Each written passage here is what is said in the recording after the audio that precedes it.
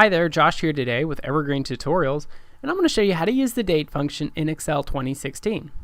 So with the spreadsheet up, we're going to select any given blank cell and put an equals date, left parenthesis, and it's going to prompt us for three different data: year, month, and day. So we're going to put in 2018, comma, separated by comma, 03, comma, 03. So it's March 3rd, 2018. That's great. That's basically how you use the date function. Now we can also, there's other uses for the date function. So here I have a list of birthdays from my fictional class I have, and I'm going to put in equals date, left parenthesis, and I'm going to reference these cells. So if you don't know anything about referencing, just follow me, equals date, left parenthesis, click the year, control, click the month, and control again, click the day. So what I did there was I have the year, month, and day all separated by commas automatically, end it with a right parenthesis, press enter, and what do we got? We have a formatted date with the date function. And we go up and we can even look in the number formatting. It's the number format of it is date. So all that's done automatically.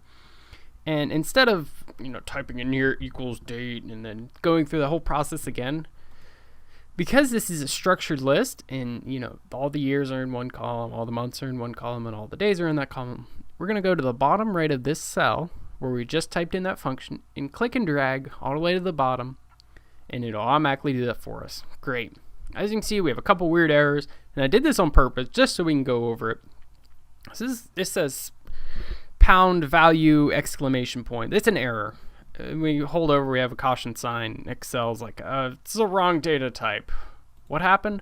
August isn't really a month as far as the date function goes. So we're going to just put in 08 and it fixes it. That's great. We'll make sure our data is structured to be friendly with this function. And over here, Mary was born on the year 1000 plus 995. We would look at that and kind of think, 1995, you're just being annoying. But the date function, it doesn't deal with that, and it throws an error. So we're going to fix that to 1995. That's great. Claire, I know she wasn't born in 1899. She was probably born in 1999, but there was a bit of an error. And Excel actually said she was born in 3799. Now you look at that and you're thinking, the math is kind of off here. So what Excel does is for any year before 1900, so say 1899, it'll actually add 1900 to that year, and here we got 3799. So say someone was born in 102 AD, Excel's going to look at that and think, we need to add 1900 to that. And what do we get? We get someone who's born in 2002, not 102. That's just the weird 1900 rule that Excel has with a lot of its date and time functions. So you just want to keep an eye out for that.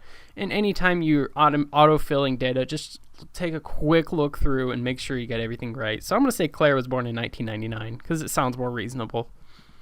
Bob, he was born in 1994, second month, 46th day. Okay, that's a little confusing. What Excel does with that is it'll take the second month and it'll add 30 days to that. So now it's the third month, and now we have 18 leftover days, which leads to him being born on March 18, 1994. I talked to Bob, and this isn't quite right, so he was born on the 26th day, and we can get a fix on that like that. Olaf, he was born in 1992, 40th month and 15th day. Okay, that's kind of confusing. That actually leads to Bob being born 3 years and 4 months after 1992. So we have 12 plus 12 plus 12, and left over 4. And that's kind of what happened with Olaf there. I talked to Olaf. He was born in 04. We just got some stuff mixed up there, and now it's fixed. So just some important things to keep in mind whenever you're dealing with data like that. So I'm going to go over birthdays part 2, Kara, Ted, and Max. I got some unstructured birthday data here. So 1994, 10, 10, 1995, 12, 25. We can look at that and we can see, that was born in December 25th, 1995. They're born in October 10, 1994, and so forth. what we can do here is use some other functions, left, middle, and right. And if you need help looking through those, kind of look into those, it'll help you. And I have the left, we're going to use 4 decimals right there, and then mid, after 5 decimals, use 2 things, and then the right, we're going to use 2 decimals. And from adding all these functions in and along with the date function, we can lead to a structured birthday function. So I'm going to drag that down, and there we go. We can make structured data from unstructured data. Now, again with this, it's important to have that 05. So if I take that out, I'll get some altered data.